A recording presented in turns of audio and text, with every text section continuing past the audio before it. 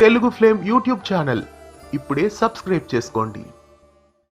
మళ్ళీ serial star మాలో మధ్యాహ్నం 3 గంటలకి ప్రేక్షకులని ఎంతగానో ఆకట్టుకుంటోంది. ప్రస్తుతం ఈ సీరియల్లో భావన లాస్య డ్యూయల్ రోల్లో కనిపించబోతున్నారు. మళ్ళీ పోలికలతో ఉన్న మరో యువతిని కథలో ప్రవేశపెట్టారు. ఆరాధ్య అనే సరికొత్త క్యారెక్టర్ ను సీరియల్లో తీసుకువచ్చారు.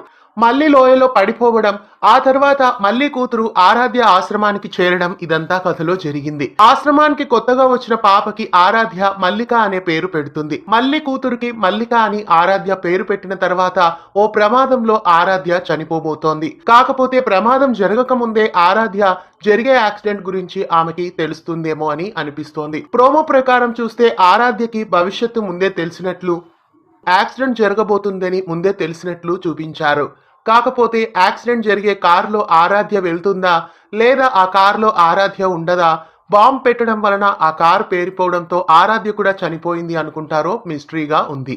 మరి మళ్ళీ ప్రాణాలతోనే ఖచ్చితంగా ఉంటుంది కాబట్టి ఆరాధ్య స్థానంలో మళ్ళీ వచ్చి తన కూతురు మల్లికని ఆశ్రమంలో పెంచుతుంది. ఇదే రాబోయే ఎపిసోడ్స్లో జరిగే కథ. కుంకుమ పువ్వు సీరియల్లో లక్ష్మి చనిపోయిన తర్వాత అంజలి లక్ష్మి కూతురి కోసం లక్ష్మిగా ఇంటికి వచ్చినట్లు ఇక్కడ కూడా మళ్ళీ పోలికలతో ఉన్న మరో యువతిని తీసుకువచ్చారు. రాబోయే ఎపిసోడ్స్లో మళ్ళీ ఆశ్రమంలో ఆరాధ్యగా రాబోతుంది. ఇదే రాబోయే ఎపిసోడ్స్లో మళ్ళీ సీరియల్లో ఉండబోయే ట్విస్ట్. అయితే ఆరాధ్య మరి చనిపోతుందా లేదా ఆరాధ్య కూడా ప్రాణాలతోనే ఉంటుందా అనేది మరి రాబోయే ఎపిసోడ్స్లో చూడాలి.